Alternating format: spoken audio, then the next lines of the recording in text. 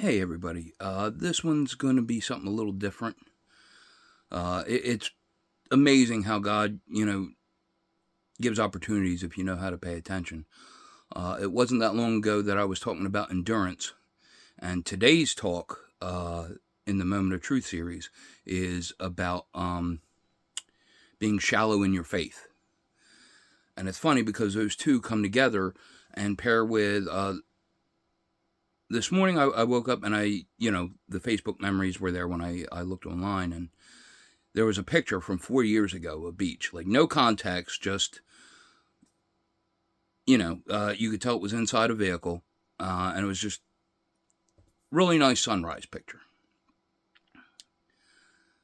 And I remember that time from 4 years ago.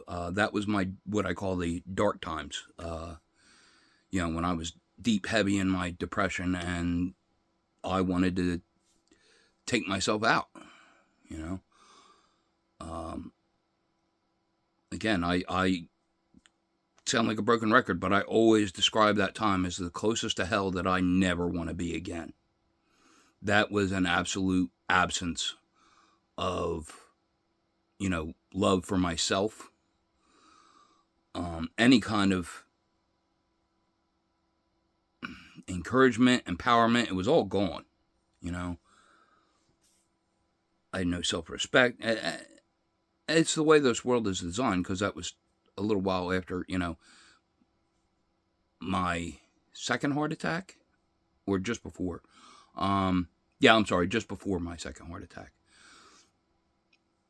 But, my life fell apart after the first one. I lost my job, I lost my health, everything went in one fell swoop. At the time I was going through the depression, I was worried about losing a relationship that never existed to begin with, that I found out later, because I'd surrounded myself around the wrong people. That's the reason, I beat that dead horse. The company you keep matters. I devoted all my time and attention.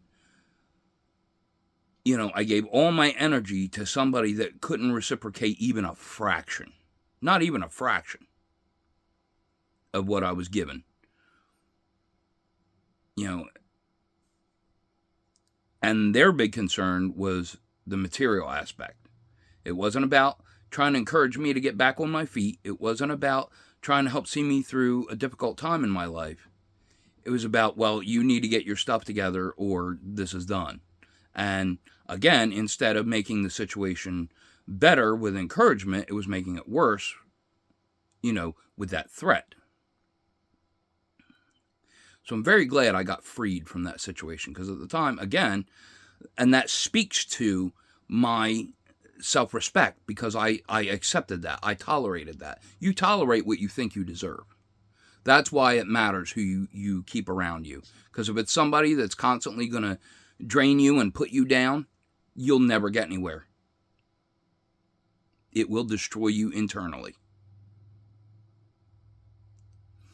And it's so funny because I tried to write out this post to talk about, this moment.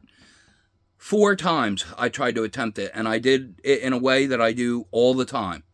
I'll start a post on something, I'll have a picture of something, or I'll be sharing something, and I want to cross-check myself to make sure I'm putting accurate, like, biblical references in there. So I'll jump between the Facebook post and my Bible app to make sure, things correlate. Because, again, one of the things I don't want to do is lead people astray. So I constantly double-check myself. Again, I do this all the time, almost every day. But today, it kept backing out of it. Every time I tried to add to it, it would erase it, and I would have to start over again. So finally I said, that's it, I'm doing a video on it. Because the whole message is, in that talk I had on endurance, hold on to the end, right? And I am living proof. This is my testimony.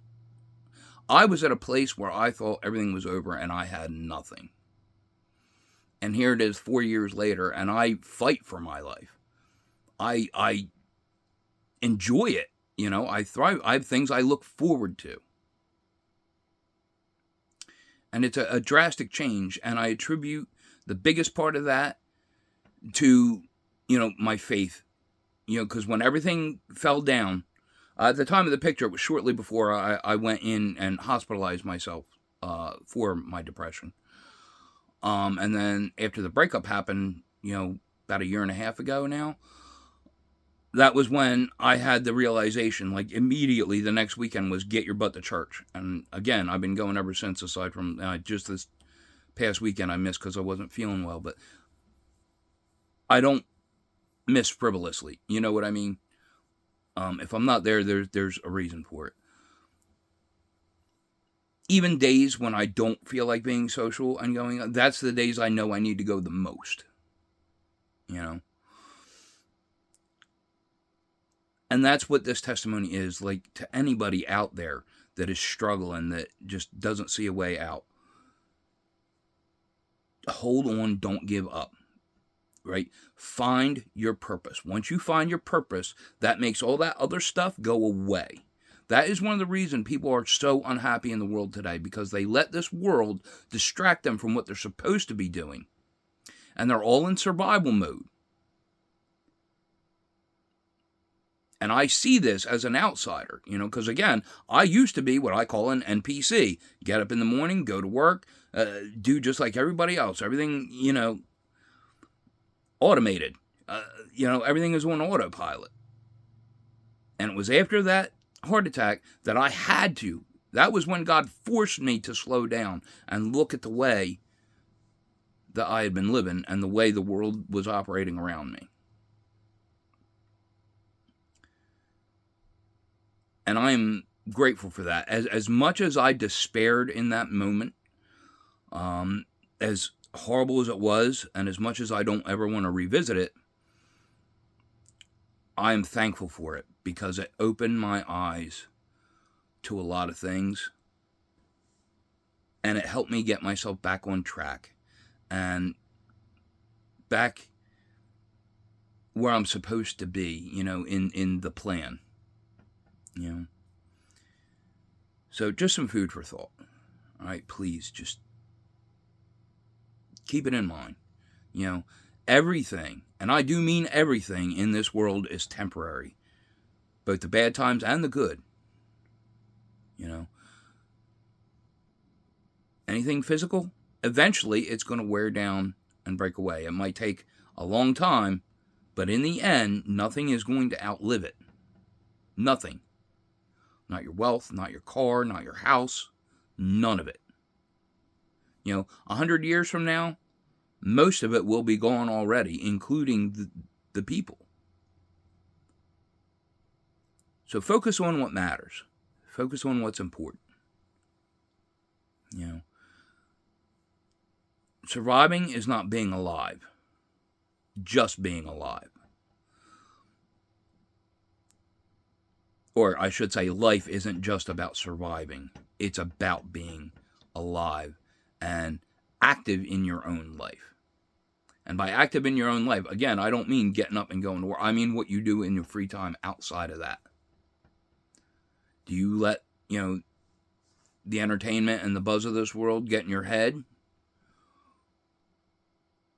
Or do you supplement it with something better? Because again, back then, I was recovering from a heart attack. I wasn't going to work. What was I doing most of my time? Sitting on my butt, watching movies, TV, at a time when all of it was going downhill. There's no such thing as morality in Hollywood anymore. And it hasn't been for quite some time. And I was focusing on that at a time that was, at its height. And again, it shows. And then when I finally had that wake-up call, that snap, like, hey, get your butt back in church. Get back into the Word. Read the Bible every day. Do something with it every day. And that is what I attribute this whole turnaround to. So that's my message. I know this one's long, but again, it's not part of the series. It's just an add-on and something that I wanted to share. Because again, I'm not out here to get followers for me. I'm here to get followers for Him.